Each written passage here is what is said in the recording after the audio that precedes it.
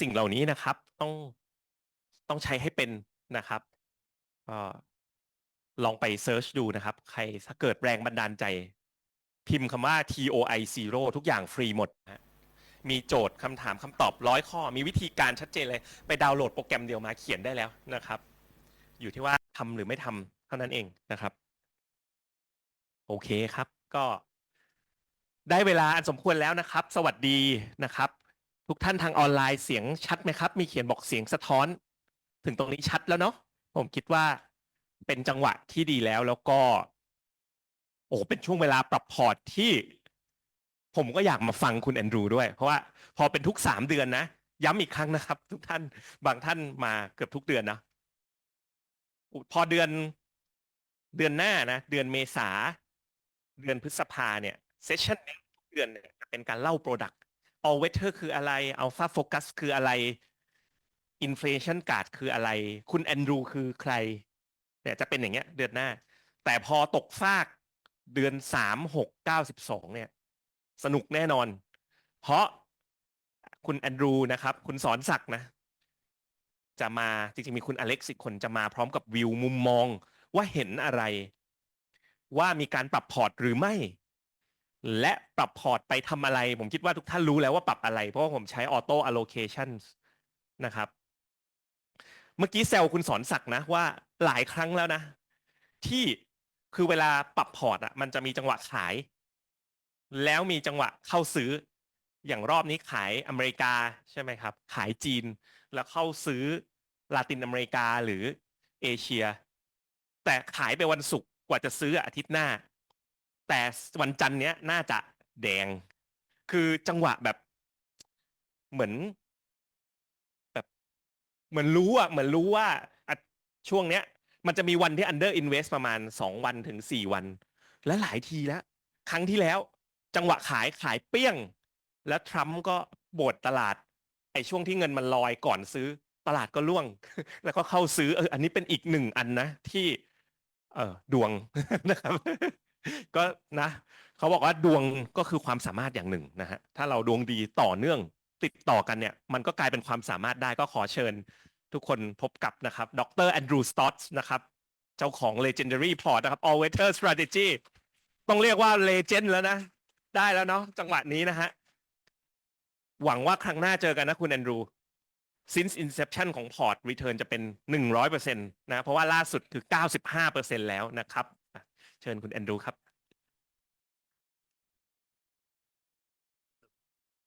Just so we know who in the อ๋ audience อ doesn't, ครับ just so I can understand that. ในห้องนี้ครับมีใครมี all weather strategy all weather inflation guard alpha focus อยู่แล้วยกมือหน่อยครับมีอยู่แล้วอ่าเห็นไหมปรับพอร์ตใช่ไหมใครยังไม่มีเลยครับยังไม่มีขอมือนิดหนึ่งอุ้ยก็เยอะนะอุ้ยไม่มีก็เยอะนะครับโอเค Good. ประมาณ30-40%ค Okay. รับ Good. ครับ ขอบคุณมากครับ Thank you, Jed. Good to see you guys again. For those people who come back, and for the people who have just come new for the first time, welcome. Today, we also printed up some document to give you some information because maybe your questions don't get asked in the session, so you can get those questions asked. Today, after the session, I'm going to do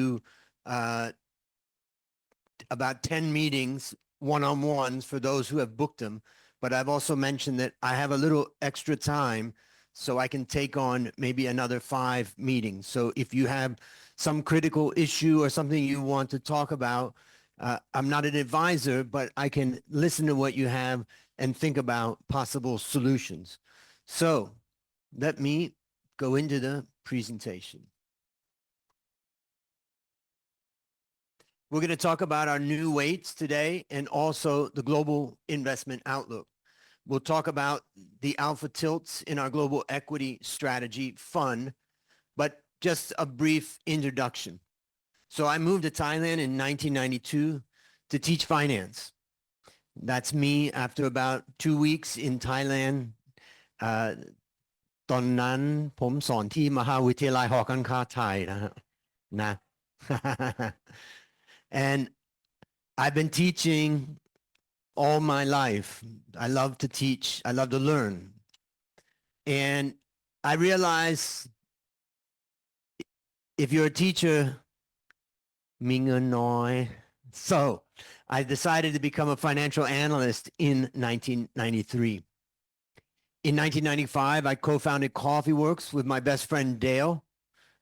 So we have a factory with about 100 employees. In 2008, I was voted #1 analyst in Thailand and again in 2009.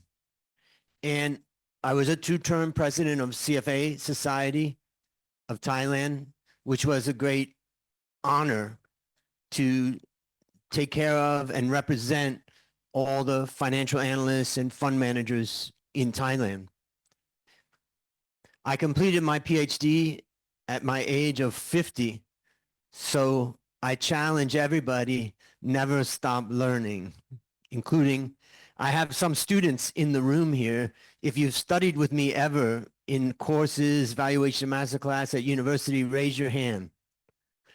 Okay, so we have some of my students around. Good to see you guys. So Sonsak and I started working together in CoffeeWorks in 1998. Sonsak had graduated with a master's in accounting, and I needed someone to help me fix the accounting of our business. That's how we started working together. But I found that he had some unique skills in Excel, in coding, in structured thinking, and now his skills have developed to an extreme level. So we've been working together now for almost 28 years. And the frameworks that we developed were when we were at CLSA, and we've been continuing to develop the FVMR framework and other tools. And basically all day, every day, we think about investing. We don't trade every day, but we think about investing. We look at research. We look at new strategies that have come out. We look at many different things to try to come up with ideas. Mainly the biggest idea that I look at is how to reduce risk. Mainly the biggest thing that Sonsak looks at is how to make more money. So we always, for them, exactly. So we always kind of fight and challenge each other. What's that? What's the risk? What's the return? So, but the end result of that is that as a team, together with Alex, who joined us in 2013, unfortunately, Alex couldn't make it today. We have been providing these strategies to institutions like Phenomena. Now at Phenomena, we have almost 8,000 followers, and we now have more than 9 billion baht in assets under advisement, which is incredible. We started in 2019 with Phenomena, and things have grown. I just want to take a moment and just say that I appreciate all of my followers who have been investing. This is not Facebook followers. This is not Instagram likes. This is people who put their hard-earned money down with a vote of trust. And we take that very seriously, and we're trying to do our best to make sure that we live up to that trust. And we're now celebrating 7 years of the all-weather strategy. And basically, if you come back here every month, you'll find us right here talking about it live. So if you ever have a problem, you ever have a question, just come here, sit down, book a time, let us know. And I live with my mother in Bangkok. In fact, my mom is going to turn 88 in April, but she doesn't want to she doesn't want to come up the stairs. She came up one time. Anybody see her walking? She has to hold on and walk up, but the hard part was walking down the stairs. So she's relaxing at home now. So Phenomena has a special promotion where they've reduced the minimum to 250,000 baht. So for those people who are thinking about it, that's an opportunity to say, okay, I'll get started. So just so you know, that is something available now. Also, I want to encourage you to ask questions because this is our time together. I'm here for you to get your questions answered. Now, I've written the presentation together with Sansa and Alex, hoping that we will answer many of your questions through the presentation, but I definitely want to welcome your questions. Also, there's going to be some Starbucks gift cards. I'm going to test your knowledge. Since I'm a teacher, you got to have a quiz or exam, right? So pay attention very carefully. And if you're the first to raise your hand and you give me the right answer, then you're going to get that gift card. Let's have some fun. And a few gift cards will be handed out at the end based upon some pure luck, which I don't know all about that. But so let me see. Sansa, can you see if that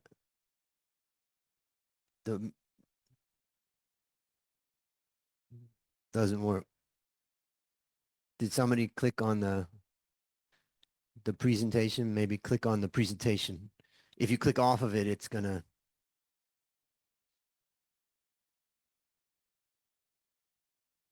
Okay, good. Thank you. So remember why we're here, to build wealth over the long term. And this is how investing feels for many people. Wow, so exciting. And then crash.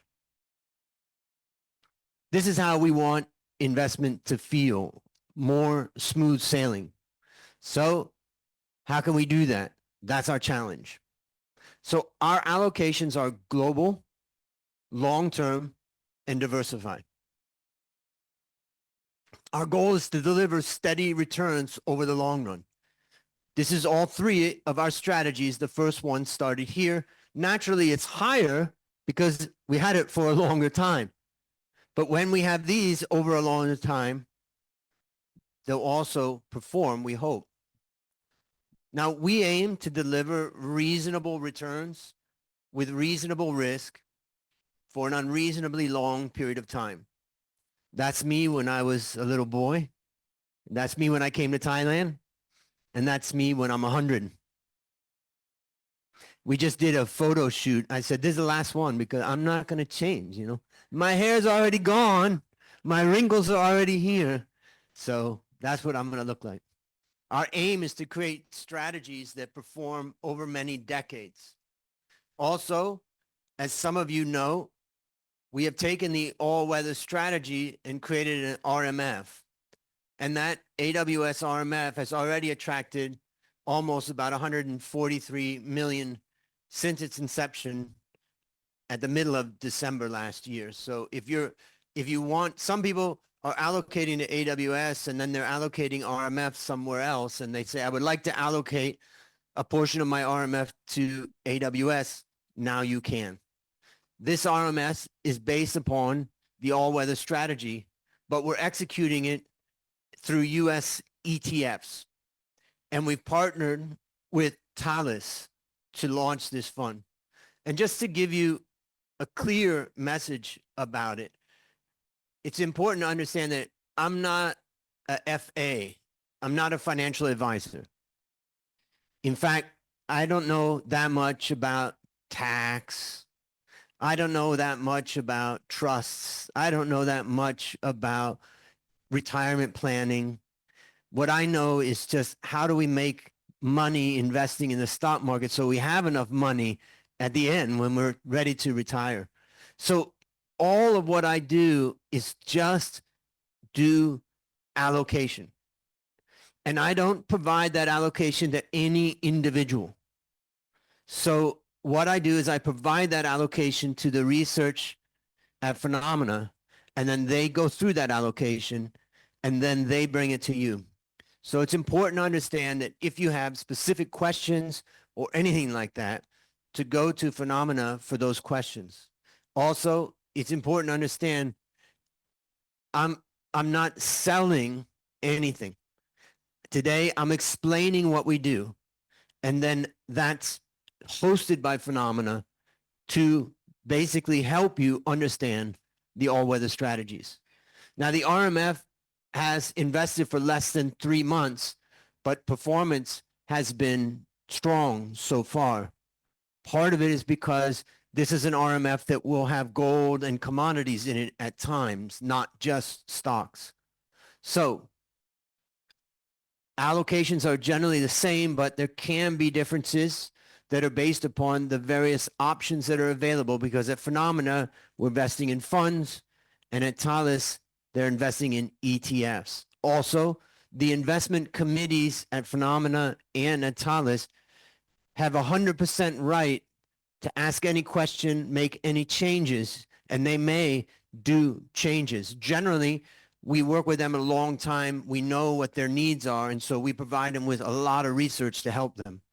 So Thales's investment team considers our research as a tool, but they don't follow it necessarily, and they don't have to. So we use our FEMR framework in the research to make our recommended target allocations for all weather. So again, talk to your staff at Phenomena or the Thales team if you want to get directly from them. Remember, we are a research provider. In fact, my life is simple. I just do research. All my career, I was research and sales.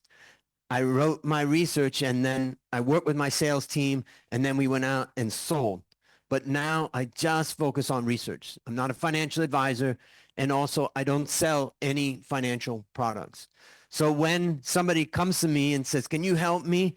I introduce them to my former students and say, go with this student of mine because I can trust them. And if they're an advisor, then they can be your advisor. Now, looking at 2026 year to date, the 3 all-weather strategies have performed as expected, with all-weather Alpha Focus on top. AWS is in the middle, and all-weather Inflation Guard has had the lowest return, which is the plan. That's a very low volatility compared to these volatilities. Looking at the past 12 months, the strategies have performed as expected too. In fact, AWS has done, really well, keeping up barely with all-weather Alpha Focus. Here we can see that all strategies have had lower volatility than world equity. This is really the key, is that our objective is to, this part right here is the most important thing. This is what I focus on all the time, is how do we allow our all-weather strategy, as an example, not to crash down to this 85% or 85 baht or dollars. And basically we do that by mixing these asset classes, by mixing countries, by mixing different factors, with the objective that we're going to reduce the downside. Now, normally in the past, we see there are times that the stock market, the equity market, global equity will beat us too, right? We're not getting the full return, but I'm happy to give up some of that upside if we can protect on the downside.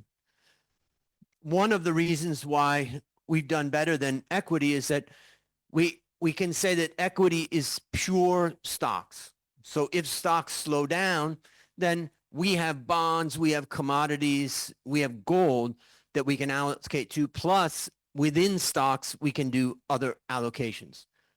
So here we can see that since inception, which is what this is, our strategy for AWS has had a 10% average annual return. Now, you want to look at these going down, not across, because they're different time periods. But if we look down, we can see 10%, benchmark 5.6, global equity 9.6. Our target was 6%. We've done well so far. And generally, this is after management fees and the fees related to the funds. All-weather Alpha Focus, 8.3%. And again, this is a CAGR, meaning a cumulative average growth rate. So the average, it could go up or down, but that's the average up, versus the benchmark of 2.3, versus global equity of 5.8. So we've just beaten the target of what we're aiming for of 8%. So I know that it's been a tough ride in the beginning for all weather alpha focus, but that's because it was a tough market. And we were able to stay the course and start to beat the market over time. And finally, all weather inflation guard, almost 6% versus the benchmark at 3. So almost double on that. Now, global equity on this time was up 12%, but all weather inflation guard is not going to be in a lot of global equity. It's a very lower risk. So in that case, we've beaten our benchmark. So also, for me, I don't really look at the benchmark except as a tool to understand how we're doing in our process. But one of the big mistakes I saw in my career in finance is that people get focused on benchmark. And if you focus on benchmark, it's hard to take a risk against the benchmark, because if someone says, hey, you didn't do better than the benchmark, you're in trouble. And many of the fund managers around are under a lot of pressure for that. I will not allow that pressure to come on us, because what we need to do is keep thinking, how do we do better? Yes, we always look at the benchmark, but ultimately, I don't mind about the benchmark too much. So why don't we take a little time to answer some questions? So I know whenever I come here, you guys have a lot of questions. I think we have a microphone for the questions, and I'm going to get a cup of coffee. First question. Okay. Why don't you get that? And we got second question. First question. I'm going to get some coffee so I answer it well. And can I get the Starbucks cards since I'm the first one to ask? Well, it's a lot. Okay, I'm going to ask some Mongo questions. Go to the last slide, please. Okay. The global equity, I'm not sure that why it's different, in each section, AWS 9.6, AWAF 5.8, and AWIG inflation guide is 12.2. The reason why it's different is because AWS started in this period. And as you can see, All Weather Alpha Focus started this period. So we don't compare the global equity before just from this period. And All Weather Inflation Guard started at this period. So that's why the equity numbers are different, because they're at different periods. And why you do this since inception? Why you do not it year by year? Well, you can see the year by year here. It's hard to do it because there's a lot of data. We don't want to overload it, but we can look at, for instance, 2024. So AWS had a cumulative average growth rate of 10%, right? But in 2024, it had 11.3% return. And the benchmark for AWS was 4.3. And equity in that year was 12.6, right? So this is one way you can look at it, is year by year on this one, and then cumulative. We're more concerned about the cumulative average growth rate because we're thinking long term. We don't mind it's going to go down sometimes, but we hope that it can go up on average over a longer period of time. Yes, please. Then I can drink my coffee. โดยปกติถ้าคุณฝากฝากธนาคารนะครับคุณก็จะได้บอกดอกเบี้ยออมทรัพย์ 0.75%ดอกเบี้ยฝากประจำ 3% อันนั้นก็คือเป็น fixed rate นะครับทำไมเราถึงคำนวณแบบ CAGR อันนี้เขาเรียก compound interest rate เพื่อเราก็จะได้บอกได้ว่าโอเคถ้าคุณลงทุนในระยะยาวเนี่ยต่อปีเนี่ยเฉลี่ยแล้วเนี่ยโดยเอาดอกเบี้ยทบต้นเข้ามาคิดเนี่ยคุณจะได้เท่าไหร่ ซึ่งคุณสามารถเอาตัวเนี้ยไปเทียบกับดอกเบี้ยเงินฝากประจำหรือดอกเบี้ยในแต่ละปีที่คุณได้ มันจะเป็นการเปรียบเทียบที่แบบเขาเรียก Apple to Apple หรือว่าอะไรที่มันเหมือนกัน การที่เวลาเราลงทุนในสินทรัพย์ที่เป็นสินทรัพย์เสี่ยง อย่างเช่นหุ้นหรือว่ายังcommodity หรือว่าสินค้าโภคภัณฑ์ก็ตามเนี่ย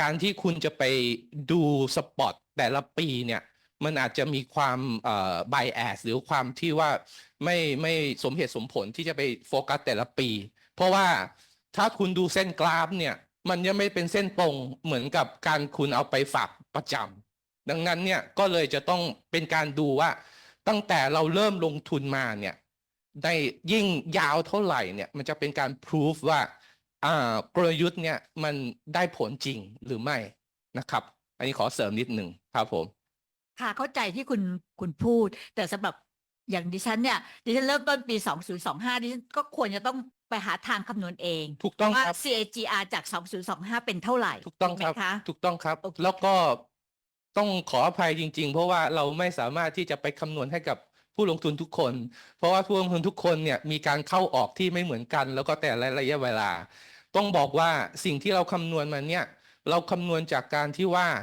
เราออกรีพอร์ตเมื่อไหร่ แล้วเราถือว่าเรา execute ในวันหลังจากวันที่ออกรีพอร์ต1 วัน แล้วก็ทำเป็นโมเดล return ขึ้นมา ดังนั้นเนี่ยถ้าคุณจะทำให้มันได้เท่ากับโมเดลนี้ที่ดีที่สุดก็คือคุณต้องปล่อยให้มันออโต้รีบาลานซ์ของฟิโนเมนาถ้าเกิดว่าคุณดีเลย์ในการตัดสินใจอาจจะได้ราคาที่ดีกว่า หรืออาจจะแย่กว่า แต่มันก็จะเป็นการเบี่ยงเบนจากโมเดลไปนะครับ ขอบคุณค่ะ ครับ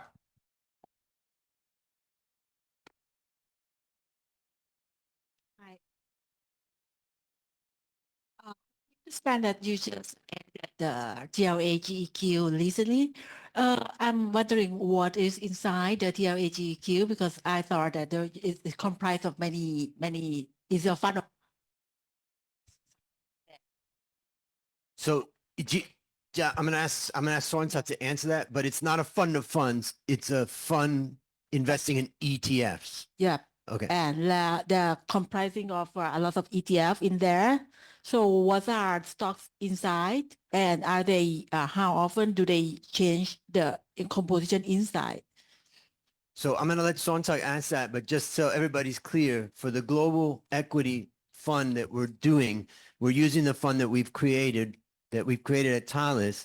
There's no individual stocks in it, but there's ETFs that are groups of stocks by region, by sector and stuff. But I'll let Sontag explain.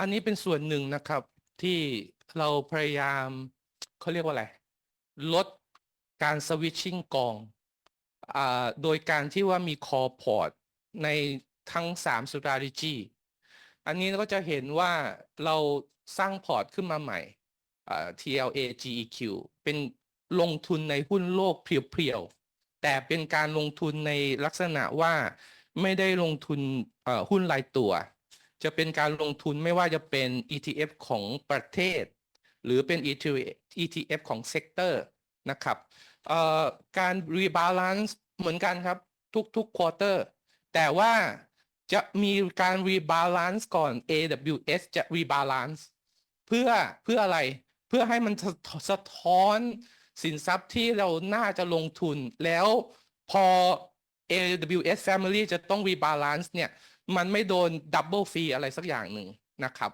อันนี้ก็คือพยายามบริหารให้ต้นทุนมันต่ำสุดดังนั้นเนี่ยพอไปลงทุนตรง ETF ที่อเมริกาเนี่ยเรื่อง trading cost ก็ไม่ต้องเป็นห่วงอะไรนะครับโอเคครับผม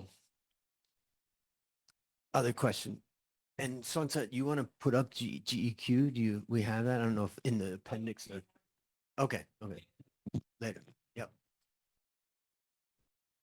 Okay, first of all, thank you very much, Dr. Andrew, for your first sector of presentation. I would like to ask a little regarding TLAWS IMF, the IMF that you're working together with Thales, because I have a chance to go through their report, and we can see that there is a difference in the allocation between the IMF one and the AWS one that working with Phenomena. And Okay. the difference is quite huge. In fact, regarding like the, I believe it was like year-end report of last year that the fund just started. There was like almost 50% into US stock comparing to Phenomena, which is less than 25, I believe. So I'm not really sure regarding this one. ตอบเป็นภาษาไทยเพื่อเคลียร์ ได้ครับ เวลาเราไปลงทุนตรงที่ ETF ที่อเมริกาเนี่ยมันค่อนข้างที่จะสะดวกแล้วก็มีความยืดหยุ่นมากกว่า พอ AWS ที่มันเป็นการที่เป็น Fund Allocation เนี่ยมันก็อาจจะมีการติดเงื่อนไขในการที่จะ liquidate ฟันกองก่อนหน้าหรืออะไรประมาณนั้น แต่ว่า in the long run เนี่ยอย่างเช่นจะเห็นว่าจริงๆแล้วมันไม่มีความแตกต่างมันจะไม่มีความแตกต่างระหว่างสองอันนี้มันก็อาจจะมีต้องพูดอย่างนี้ครับอาจจะมี lag time ในการที่จะปรับพอร์ตแล้วแต่ว่ามันอะไรประมาณนั้นนะครับครับผมมันก็เลยติดเงื่อนไขที่มันอาจจะไม่ตรงกัน 100% นะครับ ได้ครับขอบ โอ คุณ เค ค ค รั รับ บครับ And we did get a question. Can you go back a little bit on this? Should I go question? there? I can No, see. but I think you got to do it over No, there. it's gonna ruin your No. I PowerPoint. want to see if, can we go up here a little bit? There was a good question that we can see if we can. Okay, so first thing is, and Thales gets our research, but it says, but they may not follow the research, right?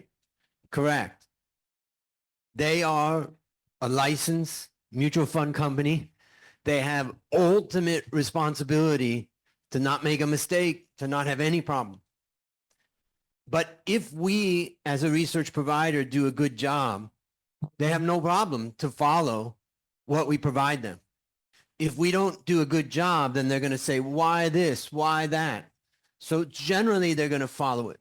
But they have all the right to either question what we say or not follow it. Another one, understanding that you will adjust the portfolio quarterly, your current portfolio can survive for the period or not. What's the expected drawdown? Do we have crypto? No. So the point of this, for this question is good because most people, the way they invest in the stock market is they watch it every day.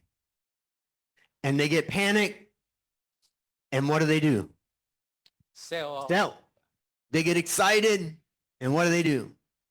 Buy. We don't ride that roller coaster. Maybe you ride that roller coaster sometimes, right? But if we ride that roller coaster and you ride that roller coaster, we're not so much help.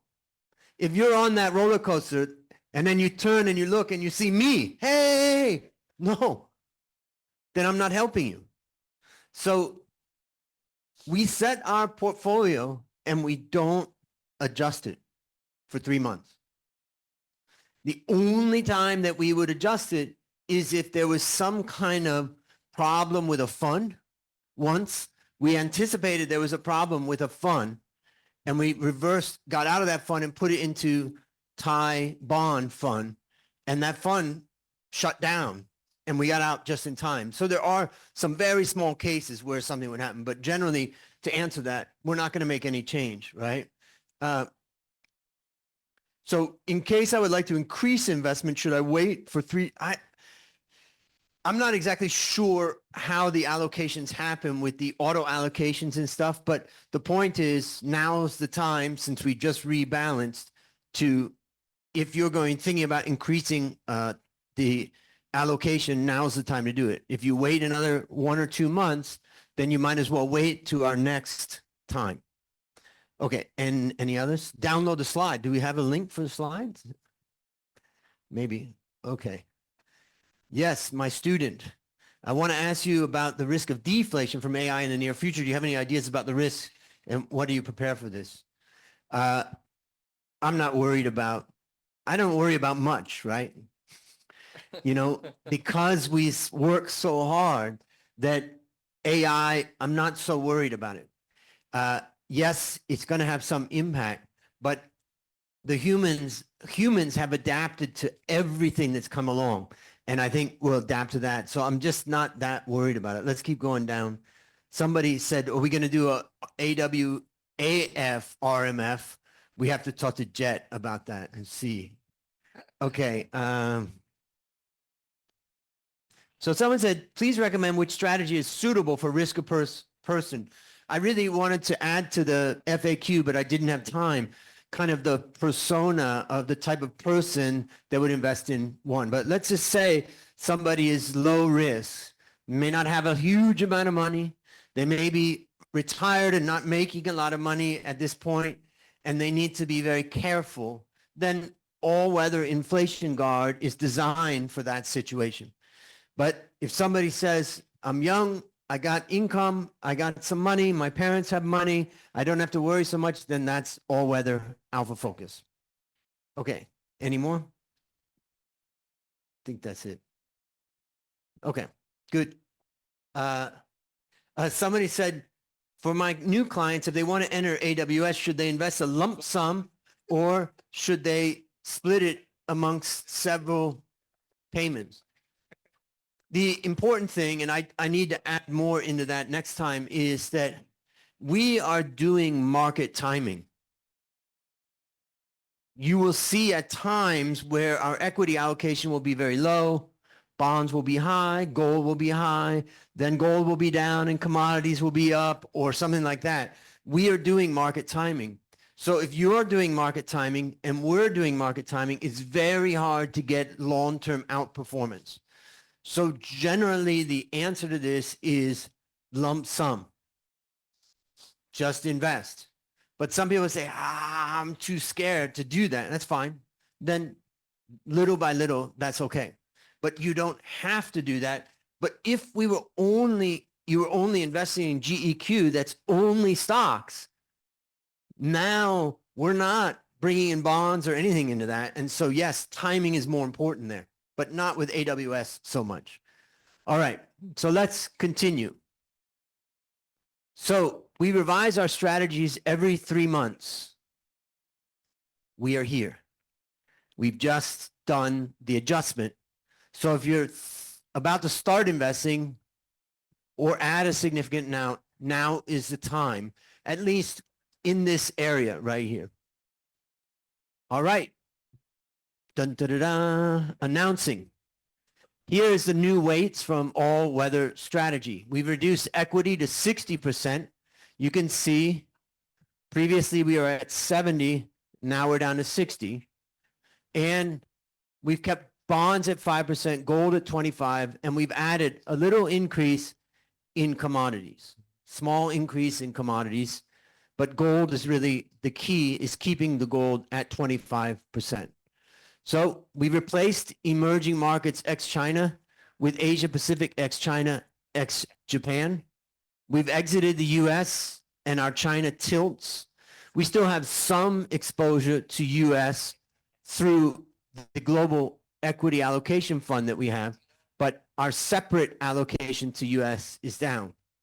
We've added a 20% tilt to Latin America and 10% to commodities. So that's the changes that we've made in the all-weather strategy. And I'm going to go through all three of them, and you can ask any questions. I'll take questions on the changes in just a second. Here is the all-weather Alpha Focus new weights. We've kept equity at 93. Remember, it's not simple just to compare all-weather Alpha Focus and all-weather strategies. We've designed them in a very different way of thinking. So you may see a very big difference, but we're 93%. And the big thing is that we've added a 22% tilt to Asia Pacific ex-Japan ex-China, and we're keeping a 22% tilt to Latin America and 20% in precious metal miners. And so what you can see here is we have a 20% precious metals. That's a very volatile. We wouldn't put that into the all-weather strategy. We may get a lot of upside from it, or it could hurt us. But because we're pretty diversified, we're not too worried about that. We're going to take more risk in the all-weather Alpha Focus. And we've exited Vietnam. Bye-bye. So many times people ask me, what about Vietnam? What about Vietnam? Finally, Vietnam comes to our portfolio and then, And not perform. yeah. So not happy. I'm going to have to call my Vietnamese friends and say, I'm disappointed with your performance of your stock market. So, but this gives a good example, you know, you win some and you lose some. Some of you guys said, I knew, and you put Vietnam, it's not going to work. Yeah. You could have been right. We're not God. We have our machine, we have our tools, but sometimes, but we don't break the methodology that we have. So that's going to win some and lose some. And for all-weather inflation guard, equities at 30%. We've reduced bonds to 55, gold at 10, and we've added 5% to commodities. We've kept a 5% tilt in World Infotech and 5% tilt to World Energy. And we reduced global bonds by 10%. The remaining 5% we put into commodities. Again, with all-weather inflation guard, this is a lower risk portfolio, so we're never going to have, comparing, let's just go back for a second. 93% equity, but here we can see 30% equity. It's a much, much lower exposure to equity where the main risk is.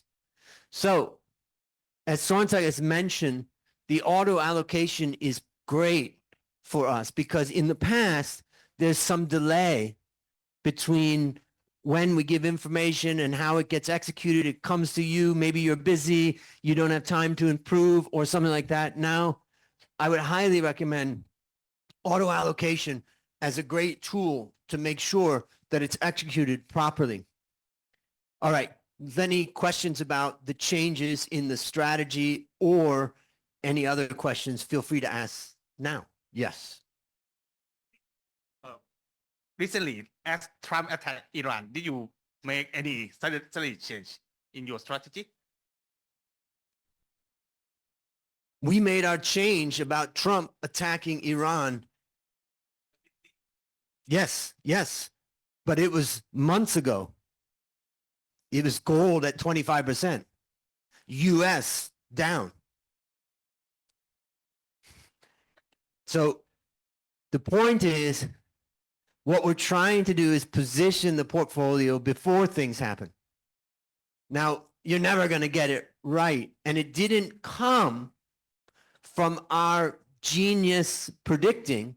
What it came from is looking at the fundamentals, valuation, momentum, and risk. And when we brought those factors together, we could see reduce US, increase gold. Now, specifically, the world was positioning for a lot of uncertainty in US dollar and all of that. And that's the reason why we had the 25% in gold. But now the question may be, well, when we rebalanced the portfolio, it was going on. And we had a discussion. Do we change? Do we break our system? Do we postpone? And I said to Sontag, I think, maybe we should postpone. He says, no, we can't break the system. And I was like, yep, you're right. And so we stuck with our system. And I think it's going to be okay. But the question now is, what happens if it gets worse and worse and worse? Then we're going to have, everybody's going to have a bad quarter. But it's not just us. If you own stocks only, you're going to have a much worse quarter if it's bad. So ultimately, with our diversified exposure, we're in pretty good shape. So I'm not too worried. Other questions? Yes, we got other questions. Let me ask. I'm Oh, lucky she's that got I them. have the microphone. Okay. For Alpha Focus, it's the only thing that you do not have commodity. What is the reason for that? Because we have Alpha commodity in the other two. Commodities in Alpha Focus just didn't come up. It's not, let's say, first thing is commodities over the long term is a bad investment. If you look at commodities over 50 years, even gold has been a bad investment over 50 years. Stocks is the main investment. So commodities only add value, in my experience, during times of strong inflation. ตอบแบบนี้นะครับ3โมเดลอะแฟกเตอร์มันไม่เหมือนกันครับ ไม่สามารถ expect ว่าทุกๆโมเดลมันจะพลิกของเหมือนกันได้ครับ เพราะว่าในแต่ละโมเดลเนี่ยเวลาสร้างขึ้นมาเนี่ยมันจะปิดตาที่จะมองโมเดลตัวอื่น อันนี้คือคำตอบครับ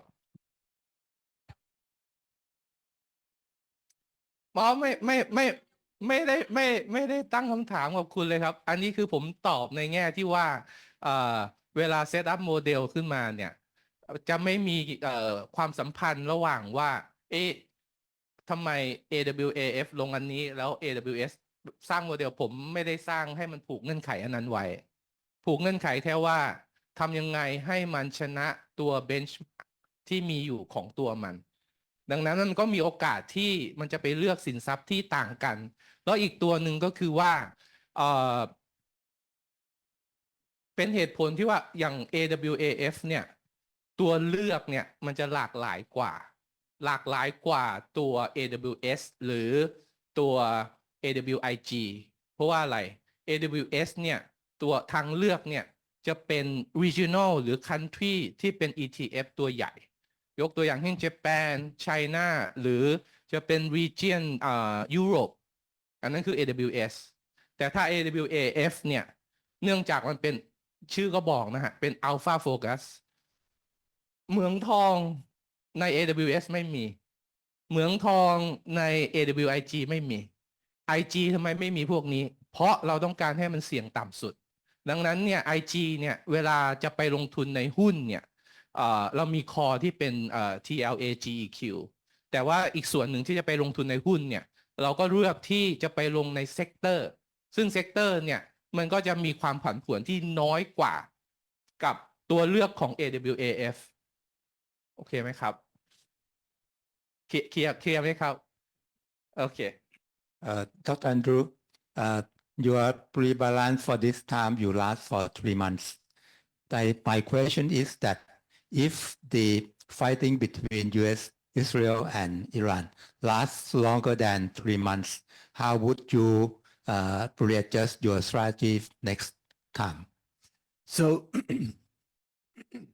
if we see that the war lasts longer, it's going to affect all the asset classes. Number one, gold's probably going to remain strong. Number two, oil's going to remain rising. Oil rising increases commodities, right? If it continues to be strong, dollar may get weak, but also could get strong if the world gets scared and they take money back to US dollar. Now we're hedged against US dollar because we have gold. So gold is a very good hedge against US dollar. So almost all of our dollar exposure is completely hedged because we don't have that much. So if US really crashes and the dollar crashes, right now we'll be in good position.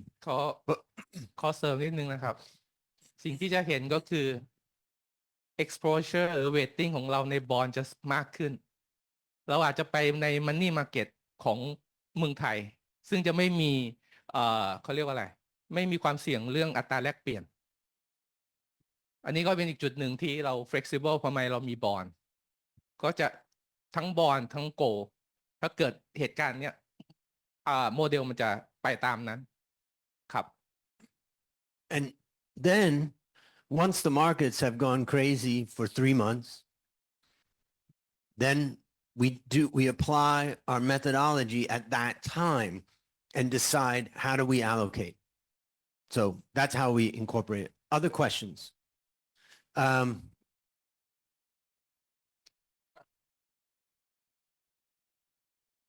Okay. Yes. Good morning ครับอาจารย์ Andrew. Yeah. From FVMR perspective, what brings the Latin America stocks and commodities into AWS portfolio at Israel? So one of the things that you'll see about the Latin America is that it's really commodity driven countries, Brazil as an example. So though we've increased, for instance, we've increased our commodities a little bit, actually we're getting commodity exposure through Latin America. So there's some commodity angle there, but maybe Sonsa, you want to add to that? For Latin อีกอันหนึ่งที่เกี่ยวก็คือ valuation ถ้าไปดู valuation มันจะถูกกว่า world equity ค่อนข้างเยอะอีกส่วนหนึ่งก็คือเรื่องของ community นะครับในส่วนของ community เนี่ยcommunity มันไม่มี fundamental แต่ว่ามันจะสะท้อนในตัวmomentum นะครับมันก็อยู่ในจริงๆแล้วมัน mix กันอยู่ใน momentum นั่นคือส่วนที่ทำให้ community มันขึ้นมาแล้วก็ในนั้นเนี่ยมันมี oil บางส่วนใน commodity ซึ่งจะเห็นว่าตอนที่ประกาศ ยิงปุ๊บน้ำมันชูดขึ้นเลยเมื่อคืนขึ้นมา 12% นะครับ Other questions? And do we have some online? I heard that Vietnam is planning to open its stock market further to foreign investors. Why choose to exit now? Yes, we can come back, you know, I mean, part of the momentum in FVMR is that generally we want to see the positive momentum in that market when we enter. So,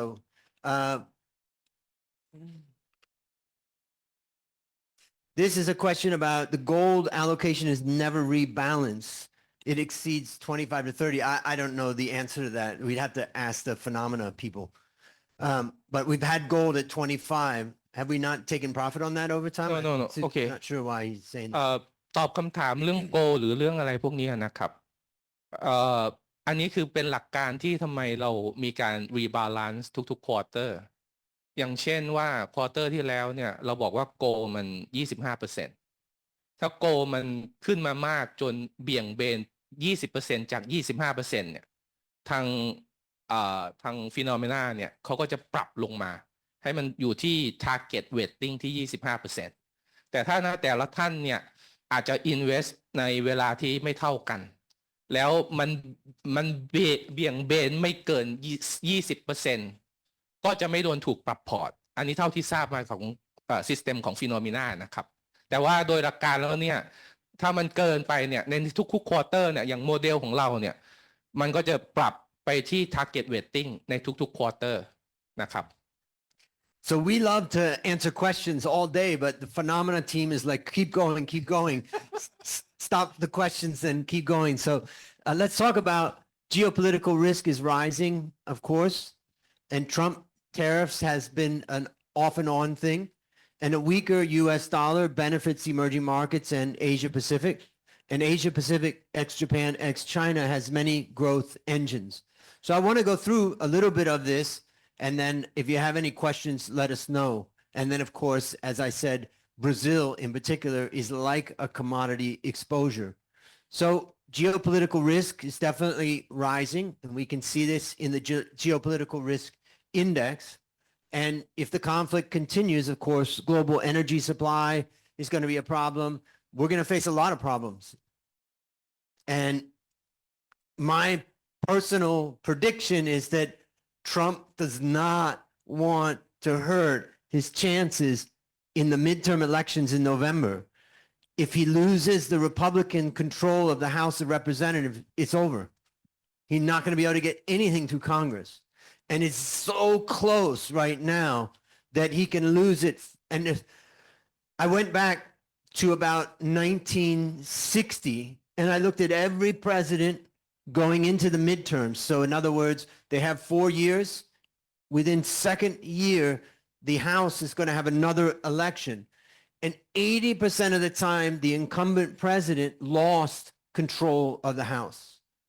So it's a high probability that Trump's going to lose control of the House of Representatives.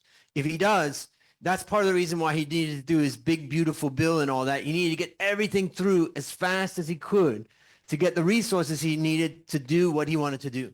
But if he stays caught in a war with Iran and the Middle East or the like, he's going to lose support of everybody. So my prediction is he's scared and he's going to have to back out of it at some point pretty quickly. So that's what I would say. Now, right now we can see that the Fed, people are expecting that Fed interest rates are going to come down a little bit, but I still believe that we're going to see a big drop in interest rates, particularly if we see this disruption coming from oil price that's going to drive inflation. He's going to need to try to figure out how to get not control of inflation. He doesn't really care about that. What he cares about is how do we get the stock market up? How do we get the economy up? And so I still believe that we're going to see some of that. Now, U.S. equity still trades at a premium. This is a PE ratio of 39 times, just incredible high PE. Part of this explains on the FVMR, fundamentals, valuation, momentum, and risk. This is the V, valuation, and we know we're underweight the U.S. market. Part of it is because of that valuation. If we look at China, and, you know, China is interesting. We have all the ability to do a strong overweight in China, but there's a lot of risks right now. So that 17 times may be deserved.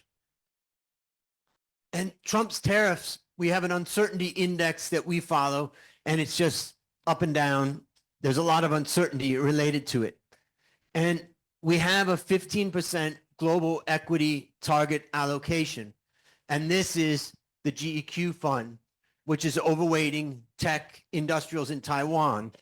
And we also have a new tilt, which is to South Africa. I thought Jet would be interested in this one. Jet, what do you think? Jet? South Africa. Hi. Hi. When we tilted towards South Africa, I thought Jet's going to have a question about that. Actually, Okay. So we're behind you. Brazil is Brazil. Brazil is pretty. In LATAM is Brazil. Yeah. and ตอบคำถามคุณ อืม เมื่อสักครู่นะไม่มี commodities แต่มีบราซิลมันก็เหมือนกับมี commodities เพราะว่าบราซิลนี่เป็นประเทศที่ส่งออกโภคภัณฑ์มีเซกเตอร์พวก material จะเป็นอันดับต้นๆของโลกนะครับเพราะฉะนั้นรอบนี้ก็จะเห็นว่าการปรับพอร์ตเนี่ยค่อนข้างเร้าใจนะก็คือการทิวไปที่พอร์ตเนี่ยแทบจะบอกว่าดอลลาร์อ่อนทองขึ้นเอเชียขึ้นแล้วก็ลาแทมขึ้นนะครับต่อให้คุณแอนดรูต่อก่อนดีไหมจะได้ม้วนเดียวบนวิวเสร็จปุ๊บแล้วค่อย Q&A กันนะ เดี๋ยวขอเสริมอันนี้นิดนึง Can you go back อาจจะบางท่านอาจจะสับสนนิดหน่อยนะครับ แต่อันเนี้ยกำลังอธิบายถึงไส้ในของ TLA GEQ ไม่ใช่ AWS ครับผม So as we've seen, inflation expectations is high, but it's been coming down, and U.S. companies are still strong. It's incredible. This is looking at forward EPS forecast for EPS earnings of companies, and it's still very strong. This is an adjustment that happens when they use the new year of analyst numbers. But of course, there's a lot going on in America right now, and our position is generally underweight. So we've exited any previous overweight positions. We still have some U.S. exposure through the global equity, but we're not tilting directly towards the U.S. right now. And we see some possible downsides from the new tariffs, and UK could see tariffs rise to 15 from 10%, and French business have little confidence in a recovery. And of course, prices are going up again for LNG and the like. And Germany is already killed by not getting cheap oil and gas from Russia. And now for some people that followed my research a long time ago, I talked about what I called World War 2.5. And what I said was this was America against Europe. And it was under the Biden administration. And what it was forcing Europe to cut off cheap gas from Russia.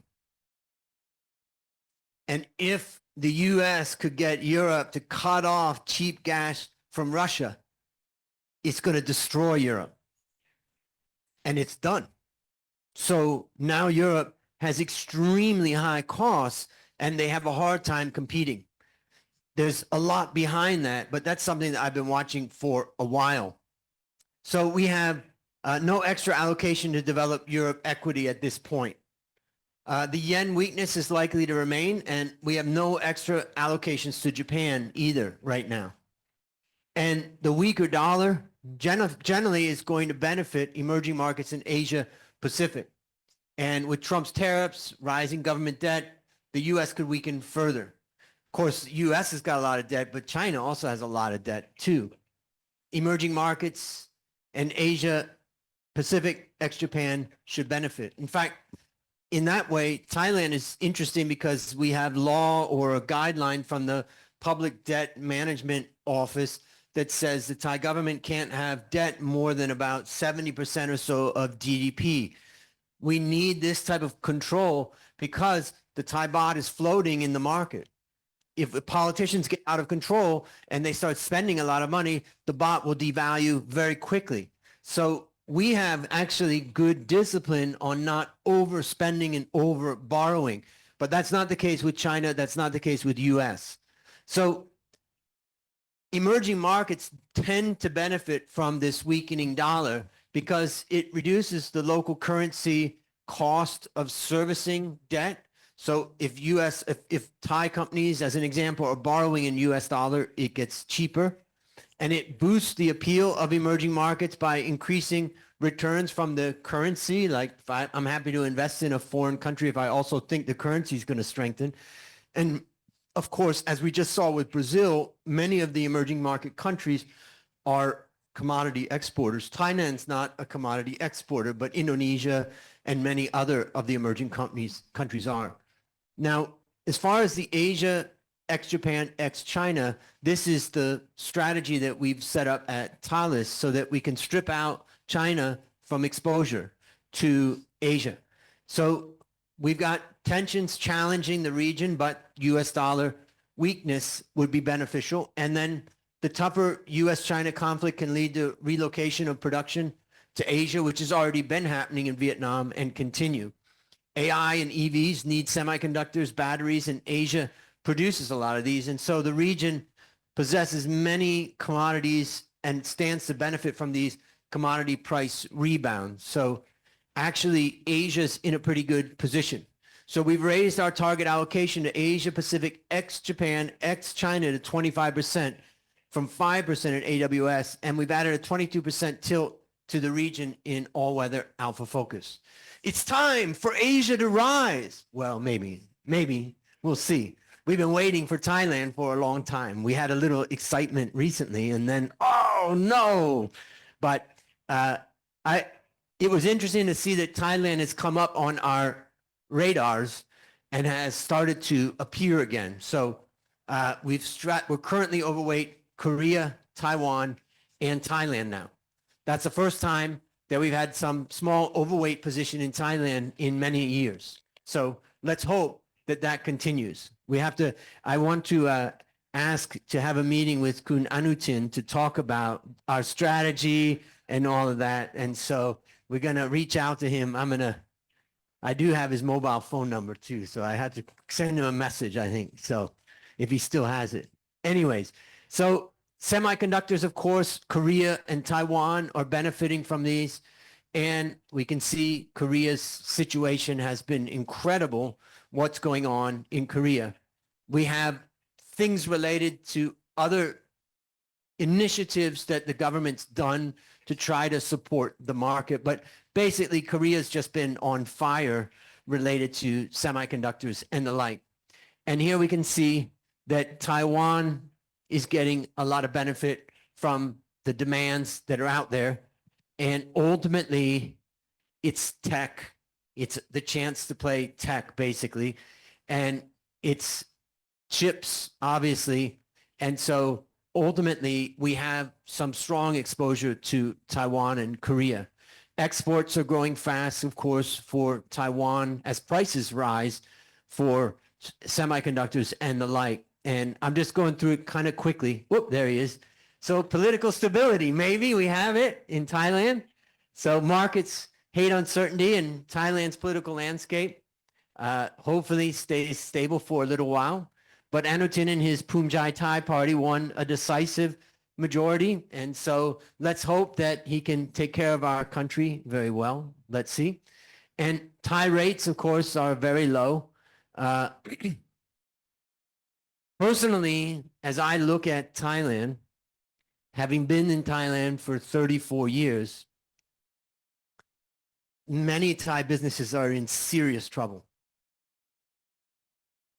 The easy money in Thai manufacturing is gone.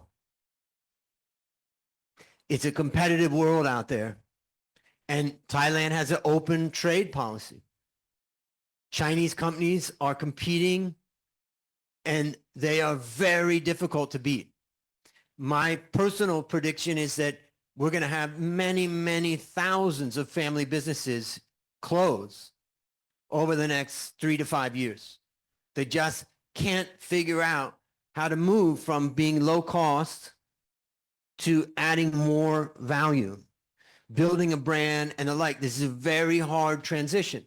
And unfortunately, many Thai family businesses could sit at they were the low cost providers in the world, but China took that away.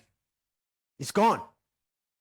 Very few Thai companies can beat the Chinese in the price or cost related to the product. And that's the result of that, is that we're going to see a dislocation, I think, in the Thai market. But when that happens, when thousands of businesses go closed, the money that's in those businesses, the people that are in those businesses are going to be redeployed into other businesses. And that's how economies rejuvenate and regenerate. But it's a painful process.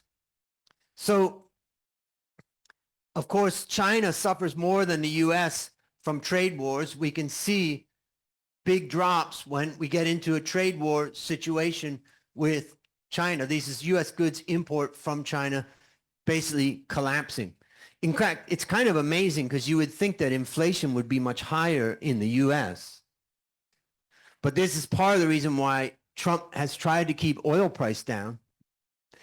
And he wants basically to keep inflation as low as possible, because when you're reshoring and bringing things on, Thai family businesses have a hard time competing with the Chinese. But what about American businesses? The cost base is much higher. The only way that America can reshore is if they move to automation. And what America has is capital, money. They got capital markets that can allocate trillions of dollars within the US economy, and they can rejuvenate. Thailand doesn't have that level of money, and we need money from foreign participants, and that comes slowly. So we replaced emerging markets ex-China with Latin America to avoid overexposure to Asian markets, because we already are getting that exposure from the Asia Pacific ex-Japan, ex-China. So we're constantly looking at, are we doubling our exposure?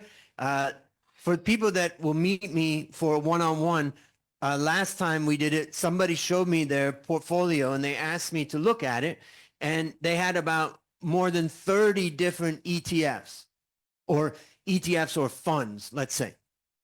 That's crazy. See, so exciting. Yes.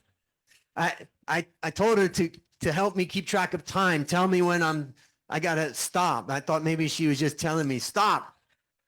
But they had about 30 different mutual funds and ETFs. There's a tremendous amount of overlap and overexposure that's happening in that. If you are looking at your own portfolio of mutual funds or ETFs, you are already getting diversification through a mutual fund or ETF if it's broad-based, like it's a country or it's a region or it's a sector. And therefore you already got some exposure. Be very careful. You know, you probably only need 5, maximum 10, right? We play a little bit more because we're doing a lot more research on it. Brazil has about a 60% weight in this Latin American exposure, and Mexico has got 25%. So really it's Brazil and Mexico. So they're both rich in natural resources and are big exporters. And Brazil basically is a major exporter of food and other items. So again, commodity movements, we're capturing some commodity upside, not just through pure commodities, but also through Brazil. So soybean and other agricultural commodities have shot up recently, and most soybeans are used for animal feed, but they're also used for cooking oil and the like. So being the largest part of Brazil's exports, the rising price of soybeans and agricultural commodities are beneficial for their income. And crude oil prices have recently shot up. Somebody asked me in our last session, and they said, what do you think is the best investment for 2026? And I said, oil. That was when oil was cheaper. And now I wasn't anticipating, I was just looking and saying it's cheap. You know, so part of what's sensible is when you have a feeling after 30 some years, you know when something's cheap and something's expensive. And so I'm going to skip through. So the price of iron ore has seen some upside, though recently it's come down. And if the Chinese economy were to improve, of course, Brazil, some of Brazilians' exports would be very, very strong. But at this point, I don't think the Chinese economy is going to show any big uptick at this point. But Brazil is also the largest exporter of beef in the world. I'm crazy about beef. I love good beef. I get the imported beef from Japan. It's so expensive, but it's so delicious. So, and Mexico, of course, is a close partner with the US, and ultimately there's low-cost manufacturing, and it's an alternative. Mexico, 80% of Mexico's exports are manufactured goods, and most of it is going to the US. So the largest silver miner in the world benefits from rising prices. So Mexico contributes about a quarter of the world's mine production of silver. So part of what's happening in the Latin American exposure is we're capturing some of the silver price rise there. We don't have silver as a separate asset class because we get that exposure through gold. And we just haven't spent much time looking at silver. And I think we probably don't need to. Gold is enough of exposure for us. All right, you guys ready? Let's go. Question number 1. No. Yeah, he got the answer already. Okay, this is a competition. Ready? How many years has it been since we launched the all-weather strategy with Phenomena? Whoa, okay.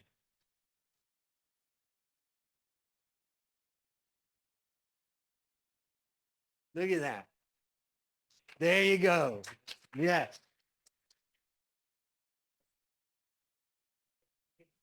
I know there's some people that had their hands up really fast there. Question number 2. What is our current target allocation to Latin America? Whoa. She really? Yeah, she did her homework. Pre-work. Way to go. Yep. She did her work. What commodity constitutes the largest part?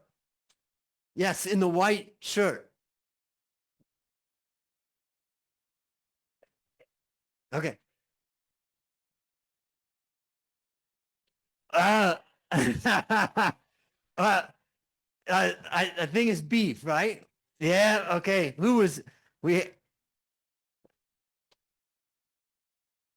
But who knows? I don't know how to handle that situation. That's too difficult for me. She gets an A for energy. All right. Now, how are we doing for time, by the way? Well, I think we got more questions coming. So pay attention to what comes next, right? What time is it now? Okay, good. มีเรื่องประชาสัมพันธ์ครับ ก็เดี๋ยวคุณแอนดรูเซสชั่นวันออนวันนะครับ วันนี้จะเปิดเอ็กซ์ตร้าให้อีก5ที่นั่งนะครับ ก็อยากจะขอเป็นอย่างนี้ได้ไหมครับ เป็นนักลงทุนที่new to คุณแอนดรูเนาะแล้วมีความสนใจจริงที่อยากจะพูดคุย เพื่อทำความเข้าใจใน strategy นี้นะครับ ก็5ท่านนะ หรือโสด อะไรนะ Yeah. หรือเป็นโสด ไม่ใช่ ไม่ใช่ เขาขี้เล่นเขาขี้เล่นฮะครับ ก็นะครับ5ท่านนะครับ สามารถยังไงดีพี่ตาลแจ้งแจ้งที่คุณตาลหรือว่าที่ด้านหน้านะครับ ขอ5ท่านที่อาจจะ new แล้วก็อยากจะ learning มากขึ้นก่อนตัดสินใจส่วนหลายๆท่านที่คุ้นเคยมากอยู่แล้วขอให้ท่านใหม่ๆที่แวะมาเยี่ยมกันในวันนี้นะครับ So do we keep going or answer questions? Okay. So bonds are a safe place to be, but ultimately we don't have a lot of exposure to the bond market right now. So recessions, of course, if we see a lot of uncertainty happening in the world, we could see money come back into bonds. With high inflation, low yields could still have negative real returns. People may not want to buy them. And we generally don't allocate to bonds to speculate on the upside, but rather to use them to protect when the US stock market or any stock market falls. In fact, here we can see the master fund of KT Bond has a correlation of about 20% roughly relative to equity. So if equity was to fall by 10%, maybe this bond fund would fall by maybe 20%, right? Sorry, by 2%. So 10 and 2% could be what it is. So generally, these types of bonds have either negative or little positive correlation. We've been working on launching a bond fund, but we had so much going on that we decided to postpone it a little bit. But I think in the next maybe 3 months or so, we're going to launch a bond fund that we want to try to get the correlation either below here or get a higher yield on what we're getting there. And of course, as I said, we keep the target allocation to bonds at 5% in AWS and 3% in Alpha Focus. And we reduced the core bond allocations in IG to 40 from 50. Now, part of that is because commodities are looking interesting. We've got strong weightings in gold. So let's look at who in this room has not yet used AI. Raise your hand. Okay. 1, 2, 3, 4. Basically, if you do a Google search, everybody does Google search, right? And Google goes out on the internet when you do a search, and they go and they get a list of websites. Simple, easy, low energy. But when you do a ChatGPT search, ChatGPT not only goes out on the internet, they also go through all of their knowledge base, and then they provide you with a detailed answer. The last time I looked at the difference in the cost of energy consumption, it was about 10 to 1. So for every Google search, let's say you consume 1 in energy, for every ChatGPT search, you consume 10 times. You follow ESG, you follow sustainability, then stop using AI. But are you going to stop? You're not going to stop. It's endless, the amount of energy demand. Now, of course, when energy prices start to really rise over time, there'll be more energy brought into the world. And also there'll be an incentive for programmers and others to find faster ways and less energy intensive ways. But right now, AI is super energy intensive. And of course, we know that oil prices are moving up and precious metals are going strong. So commodities have gained momentum. Here we can see global energy consumption is constantly growing. So one of the funds that we want to launch is what I call Global Power. And I see an opportunity to just look across the world to buy individual stocks, to buy ETFs, and other exposures to both transmission of power, exploration of power, alternate power, uranium, nuclear power. Eventually, when AIX or SpaceX and these are all listed, they're going to be exposure to power being made in space. And it's just going to be so much interesting investments. Here we can see that fossil fuels are still dominating. In fact, this is a pretty incredible when you think about coal and oil and gas. And all the time the Thai government says ESG, sustainability, reduce the consumption, switch over to, I was driving, in fact, recently to Phetchabun, and then I drove to Khao Yai, and there's this big spinning windmills that I saw. And basically what you can see is that renewables is this little increase right here. So there's no replacement of the traditional energy sources. It's a tiny bit after the world spent, and this energy, this renewables right here, that renewables, we spent trillions of dollars globally to just get that little amount. And the problem with that little amount is it's inconsistent if it's solar or if it's wind. And therefore, there's a lot of costs related to that. Here we can see oil prices, of course, starting to move up, but still relatively cheap. Remember, when we went into the 2008 crisis, in 2007, oil prices got up to 130, 150. So there still is room to go if Trump doesn't get things in control. Precious metals continuing to go strong. I think it's simply a hedge against, number one, US dollar, and number two, US power.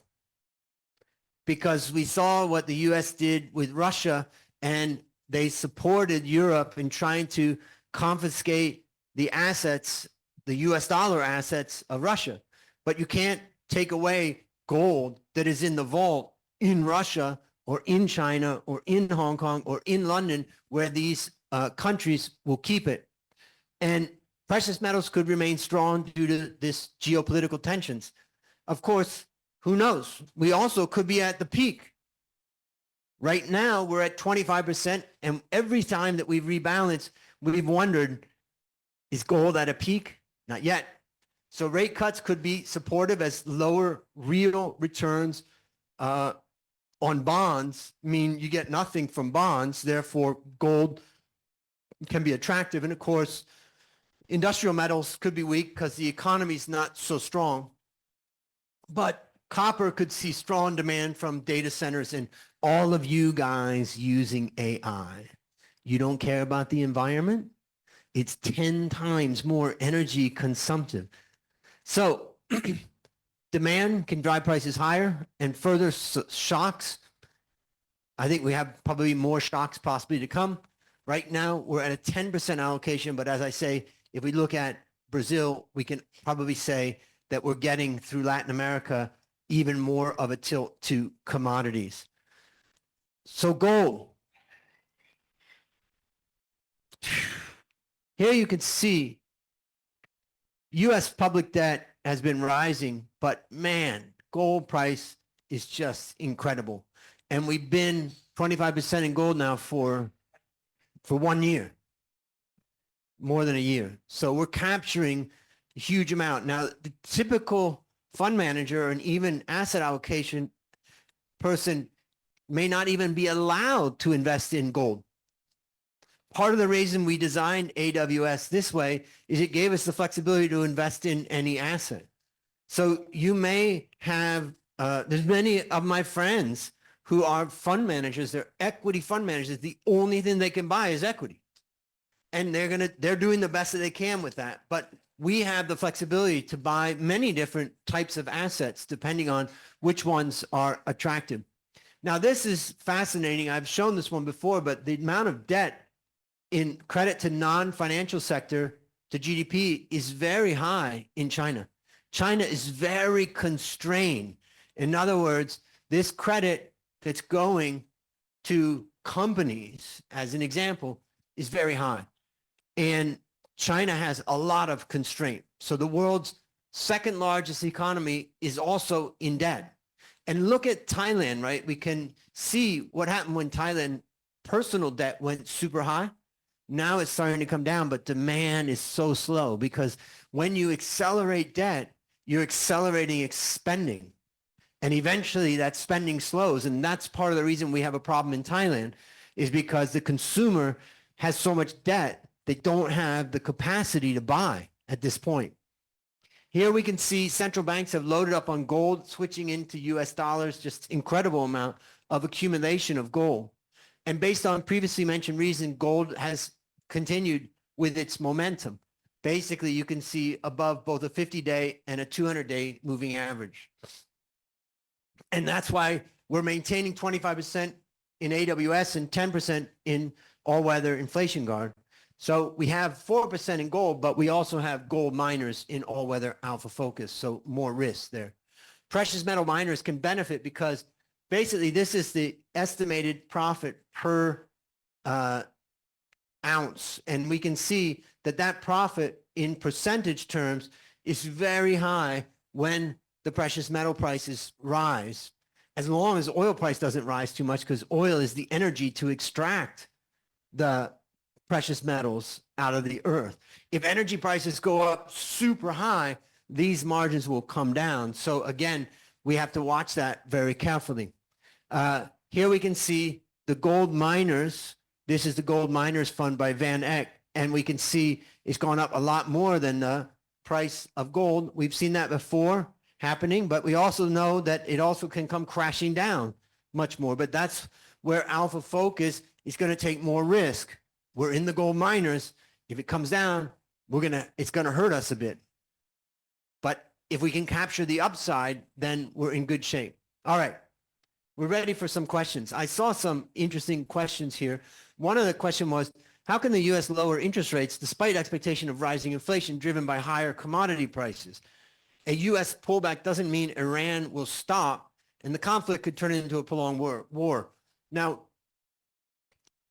I don't think Trump cares at all. All he wants to do is try to light the economy of the U.S. on fire and the stock market on fire. And the easiest way, meaning fire, meaning good, right? Going up strong. So he can go into the midterms and say, my policies are making America great again. And so what he sees is lower the interest rate can shoot the stock market up and potentially increase GDP growth. He's willing to take some additional inflation for that. And so that's why I think that he doesn't see it like balanced that way. He just says, let's try to set it on fire to make it go up before the midterm. So that was an interesting one. That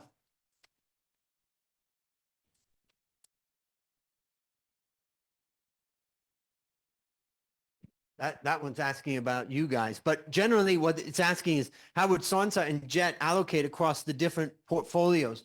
But I would say that my answer to this is, I wouldn't really recommend owning two of our portfolios. Pick the one that most suited to you and just focus on that. It's going to go up and down. Sometimes one's going to perform and another, but you think about it. Already we have, let's say, 8 or 9 instruments in one.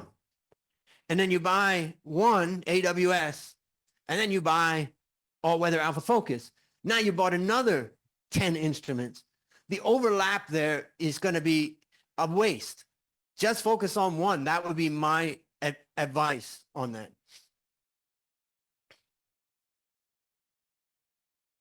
So this question is something that I want to add more to the FAQ, but which one is better between DCA and lump sum money at the beginning of AWS port adjustment?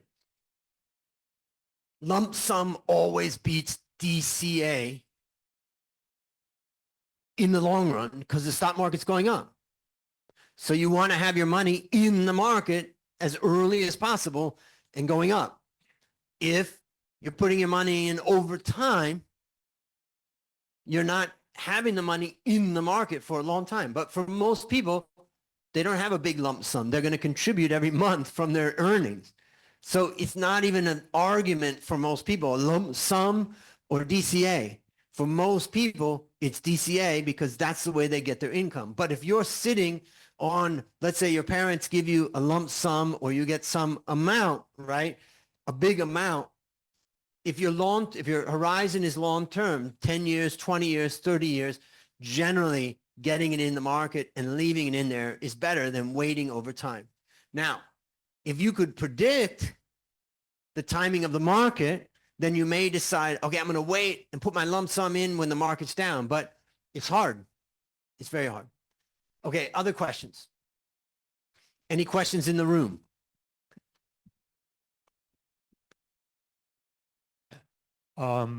Regarding the AWS RMF, I'm not sure whether like the portfolio rebalance already finished, and it should be okay to start invest now, or should I wait a little bit to complete the portfolio rebalance and then I invest in RMF? Sontak will give a little bit more information, but just remember with the AWS RMF, we're executing very quickly because it's in ETFs. So we can actually move very quickly. But maybe Sontak, you want to give some idea? อันนี้ขึ้นอยู่กับของทางทาริสนะครับ แต่อย่างที่คุณแอนดูบอกว่าเราก็มีส่งรีพอร์ตไปให้เขาแล้วเขาก็จะมี period ในการ IC ซึ่งก็จะเทคประมาณวัน2 วันแล้วเขาก็จะเริ่ม execute จากปรับพอร์ตจากเงินที่มีอยู่หรือเงินใหม่อันนี้ก็แล้วแต่ดังนั้นเนี่ยไม่น่าจะเกิน1 สัปดาห์เขาก็น่าจะรีบาลานซ์เสร็จนะครับซึ่งตอนนี้ผมก็คิดว่าเขาเริ่มรีบาลานซ์ไปแล้วเพราะเราส่งรีพอร์ตไปประมาณคือจริงๆแล้วเราถือกฎที่ว่าเวลาในเรื่องของ research เนาะถ้าเรามีพาร์ทเนอร์กี่ท่านเนี่ยเราจะต้องส่งวิวของเราไปพร้อมๆกันทุกที่ทีนี้ความเร็วช้าก็ขึ้นอยู่กับแต่ละพาร์ทเนอร์ที่ process ของเขานะครับโอเคไหมครับครับ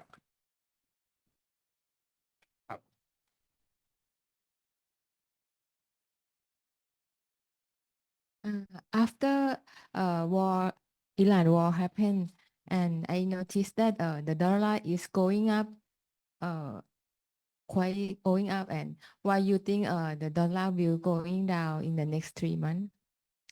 Well, truth is, I don't know what's going to happen with the dollar, but it's very hard to predict how things are going to go. But if everybody gets into panic, money goes back to the U.S. And when money goes back to the U.S., dollar gets strong. Because they sell stock or equity or the dollar. Well, if Mid- the lowest risk asset that most people can buy is U.S. Treasury bonds. And so we can have a big shift into Treasury bonds. A Swiss bank or another company may decide that's the safest place for the money. But you were going to add something?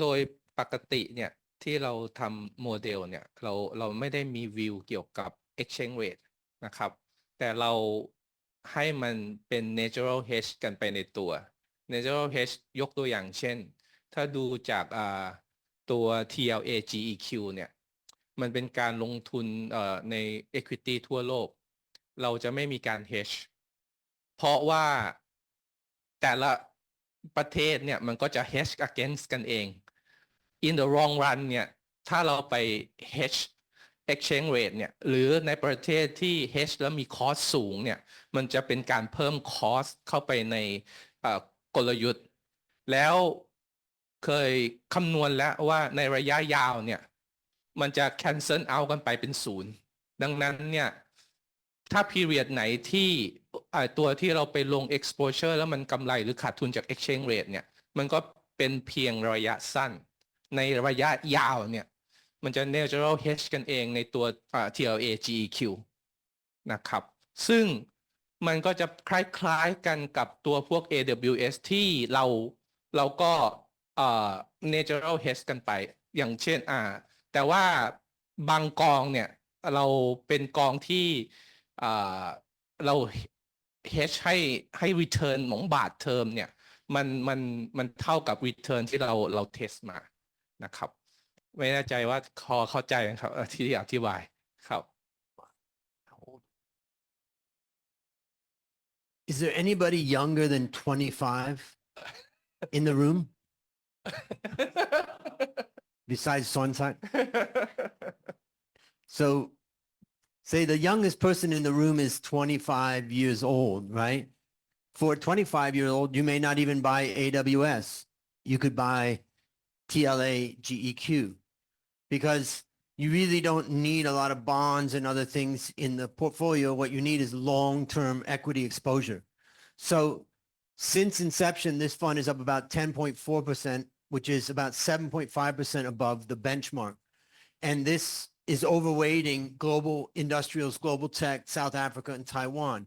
Now, for those people that are owning AWS or all-weather strategies, you're already getting exposure to this. Part of the reason why we moved and we created our own equity is because we felt like we could get a better return. Right now, it's hard for us to get a lot of additional return. So every little bit that we can get, a slight increase in return or a slight decrease in drawdown can work. But here you can see that the performance since we started has been fantastic.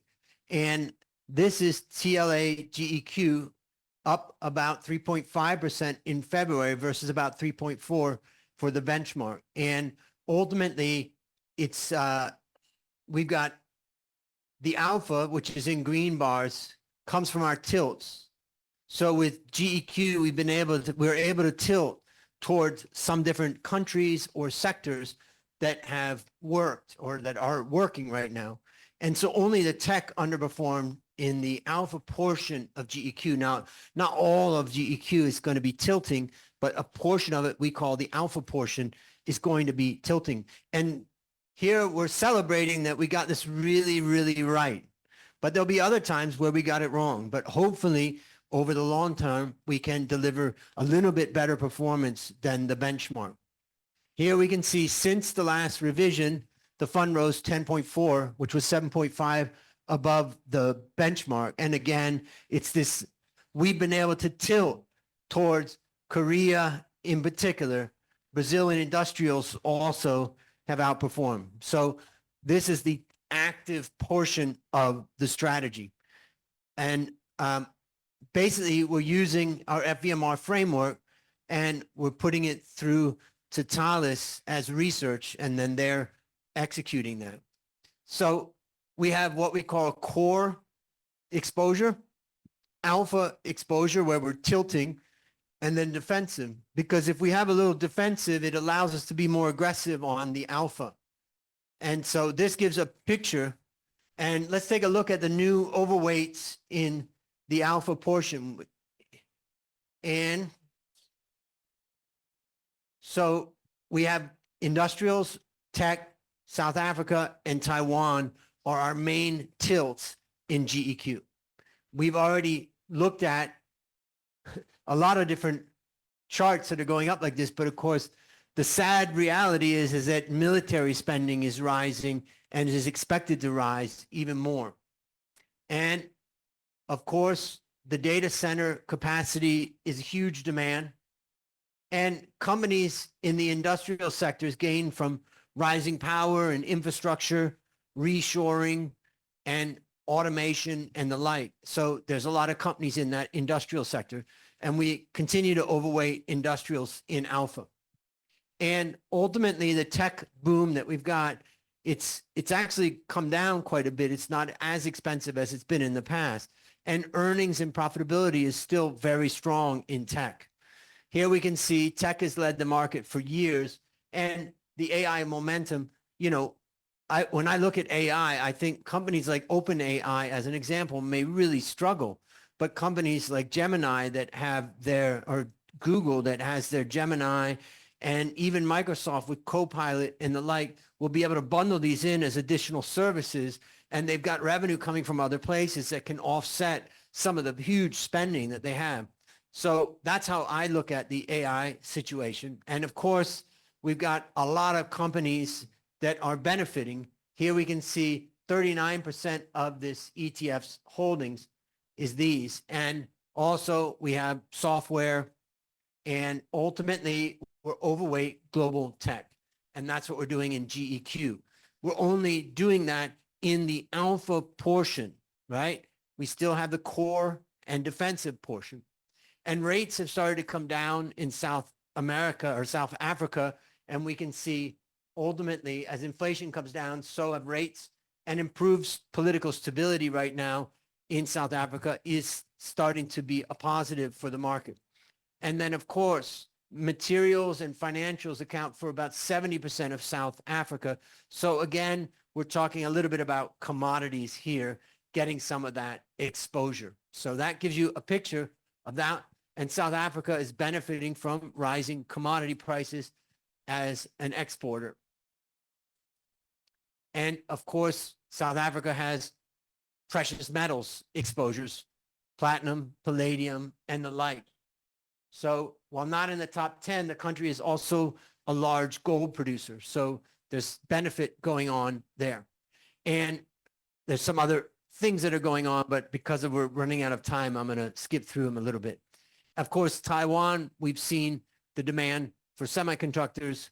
So the key takeaways from this section is we've allocated 40% to alpha, 10% in each, global industrials, global tech, South Africa, and Taiwan. And industrial tech and Taiwan benefit from the AI boom. And South Africa is benefiting from rising commodities and infrastructure investments. All right, ready? Let's go. Question number 4. What are the 3 parts we think? Yeah.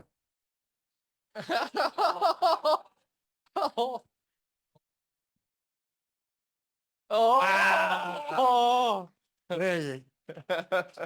very quick. This. Did you see our presentation before? อ๋ออันนี้โกง Yeah. โกงข้อสอบมาก่อนหรือเปล่า Woo. Okay, we got to get tougher questions sometime. Next time we're going to ask, what did we write in the, the middle Not in a note. notes down at the bottom, right? All right. Question number 5. Last question, I believe. What share of the world? โอ้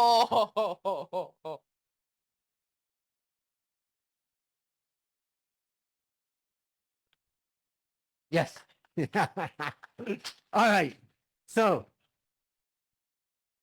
again, that's for the 250,000 minimum. So you know that.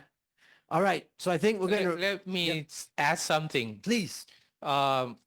เมื่อ Let me กี้ have เห็น some coffee. สุดท้ายก็คือตัวTLAGEQ อะนะครับ เล่าประวัตินิดหนึ่งช่วงแรกๆเนี่ยเราใช้ KKP เป็นAppWe Passive แต่ว่าก็เปลี่ยนมาเป็น B Global เพื่อว่าอยากจะได้return อะไรที่มันสูงหน่อย แต่พอดีว่าตัวนี้มันเป็น fixed portion แล้วก็ไม่อยากที่จะ enhance return มันมากขึ้น ก็เลยมาทำการบ้าน แล้วก็ได้มาเป็นset up fund ขึ้นมาเอง TLAGEQ ลงทุนขั้นต่ำเยอะมากเลย 1,000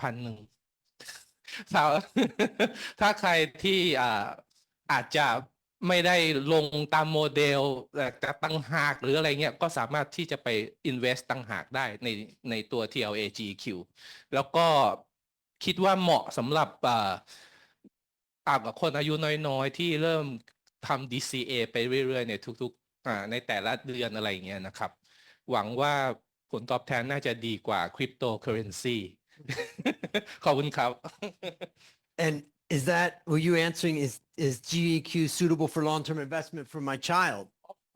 It's basically, if you have a young child, to answer the question that was asked on Zoom, GEQ is a good alternative, just like any other global equity opportunity that you can build up over a long period of time. But if you're 60 or 70 years old, you may be careful not to have that much exposure. You can ask?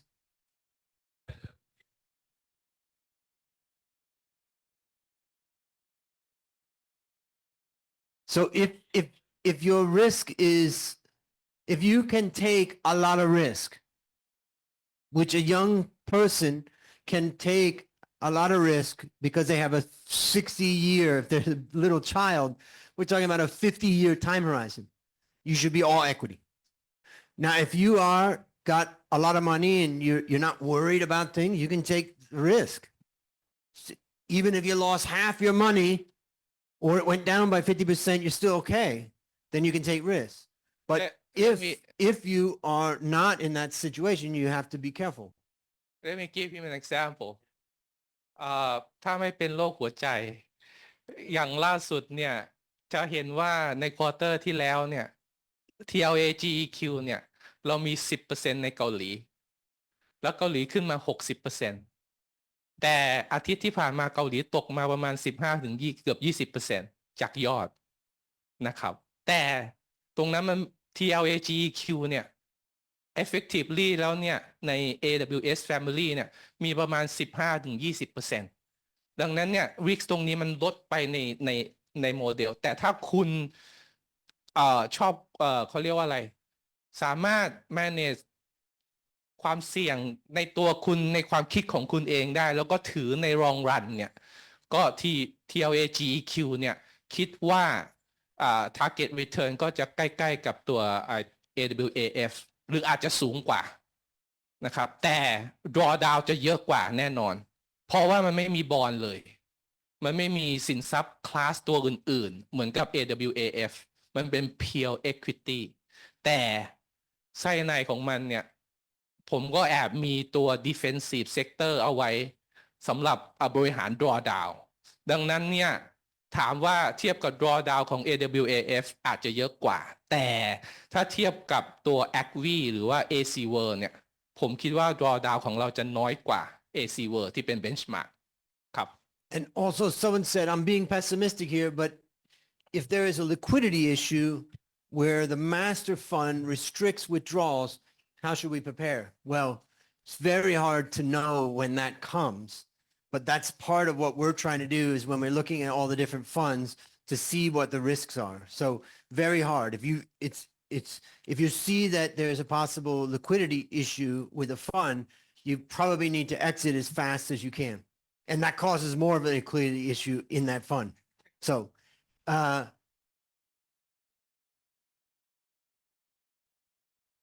any other questions in the room, by the way? Yes. Okay, thank you. Regarding TLAGEQ, I have a little question regarding the model that Ajahn used, whether it's also using the FVMR model for analyzing the allocation, or is there any It's other? 100% FVMR for alpha and defensive, but for the core, it's market cap, basically. It's trying to provide performance similar and then tilt a bit. We don't want to be 100% FVMR or else we're just taking more risk than we want to take. Thank you,ครับ So, hello. Given you overweight like Taiwan and South Korea, why don't you buy individual like South Korea or Taiwan mutual fund? I mean, like คือ TLAGEQ ลงทุนใน ETF ครับผมคือก็เลยสงสัยว่าทำไมถึงไม่ซื้ออย่างพวกของอย่าง SCB ที่กองทุนเกาหลีเลยหรือว่า ไม่ก็คืออย่างนี้ครับ เราเซตอัพตรงนี้ขึ้นมาให้เป็นกองที่ AWS สามารถที่จะมา execute ได้ แล้วเพื่อให้มันต้นทุนต่ำสุด เราต้องไปลงทุนตรงที่ ETF ที่อเมริกา แล้วไม่มีปัญหาเรื่องภาษีในลักษณะของกองทุนครับผมอันนี้ไม่แน่ใจตอบป่ะครับ Can I have one more question? Given that oil price go up, but why the like renewable energy and nuclear somehow they rather gone down, not gone up? It's strange because energy price gone up. Like I thought that nuclear or renewable energy would be like. I mean, that's the tough part of markets. It doesn't always react the way you think. You know, first of all, oil and gas has come alive again. And the oil and gas companies are starting to spend. And I think you could just see that the world may not be as interested in, renewables. I haven't looked at it in that much detail, but other questions. We're going to run out of time. So last questions. Anybody in the back have a question that you didn't get a chance to ask? Make sure you ask a question. Yes, excellent, excellent. Don't be shy. ไม่ต้องอายนะ Thank you so much for คุณสอนศักดิ์คุณ Andrew and คุณ Jet for this great session. I have a question because I saw your presentation and then the AWS that you are saying that you exit from US. By the way, in the last one, TLA, EQ, I think that you are investing about 40% in the US market, and also the rest that you are going to invest more in Taiwan. And also, I think that EWY, it should be the Korea, and the rest will be the gold market as well. Not the gold, the healthcare that you are saying it is the defensive stock, something like that one. But I think that these two kind of the strategy is quite the opposite one. Why you are doing such this kind of two different strategy? I can answer Andrew.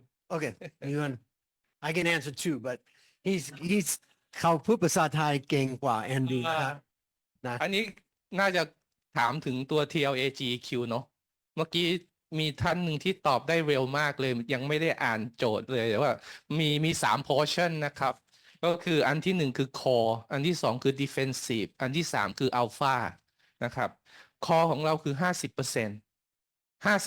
เนี่ยเราพยายาม set up ให้มันสามารถได้ return ใกล้เคียงกับ ACWI So we're always going to have US exposure. ดังนั้นเนี่ยตัวนี้เราไม่ได้บอกว่าเรา overweight หรือ underweight เราพยายามให้ได้ return ที่ใกล้เคียงกับ ACWI ดังนั้นเนี่ยจะบอกว่า ACWI เนี่ย effectively แล้วเนี่ยจะมี US ประมาณ 60-70% แต่ของเรามีไม่ถึงถ้าโดย overall 100% ของ TLAGQ อันนั้นคือ 50% เนาะนี่อันนั้นคือส่วนแรก 50%อีก 10% เมื่อกี้ผมได้เรียนไปแล้วว่าผมพยายามให้เวลาตกมัน draw down น้อยกว่า ACWI ผมจึงเอา defensive เข้าไป 10% ซึ่งจะเป็น3 sector ที่เป็น utility consumer staple แล้วก็ healthcare ถ้ากลับไปดูเนี่ยในอดีตเนี่ยเวลาตลาดตกเนี่ยมันจะตกน้อยกว่า always And the point is for the funds that we create, we don't want to be too active. We want to have exposure and some active because we're already active in AWS. If we're too active in the underlying funds that we create, then we're double active and that can cause a problem. ครับ So สุดท้ายก็คือถ้าเราดูเฉพาะ TLAGQ ก็คือเราจะมี 40% ที่เป็นอัลฟาที่จะไปหาประเทศที่คิดว่าจะให้ return ที่สูงกว่า ACWI ดังนั้นเนี่ยถามว่าในทุกๆไตรมาสสูงสุดที่เราจะรีบาลานซ์พอร์ตนี้คือเพียง 40% หรืออาจจะน้อยกว่าเพราะว่า 40% เนี่ยอาจจะมีคงตัวเดิมไว้จะทำให้ในตัวของมันเองเนี่ยค่าใช้จ่ายในการสวิตช์ถึงแม้จะสวิตช์ ETF ค่าใช้จ่ายจะน้อยแล้วก็ยังน้อยไปอีกนะครับอันนี้คือหลักการไม่ใช่เข้าใจนะครับครับ Okay. Well, I'm going to wrap up, I think, right? And I want to thank you guys for coming and for all of your great questions. Now we have some more work to add our questions to some of your questions we're going to add in so that we can explain it a little bit more. But I wonder No question about crypto this time. No Bitcoin. No Bitcoin. Swansak and I, we always are laughing and joking. We were going to play a joke on you Are we because co- we always get the question, are you going to invest in crypto and Bitcoin? So we were going to show one slide, go, we're starting to allocate to Bitcoin. And then everybody would be shocked. And then we was going to say it's a joke, but we didn't do it. Maybe next. Yes, April Fool's Day. We already told you a joke. Anyways, thank you everybody. And for those people that have a meeting, I'll see you in the room. But thank you very much. ขอบคุณมากครับ สวัสดีครับ ก็นะคะเดี๋ยวมีประชาสัมพันธ์3 เรื่องนะคะ ก็คือใครสนใจวันออนวันมาลงทะเบียนได้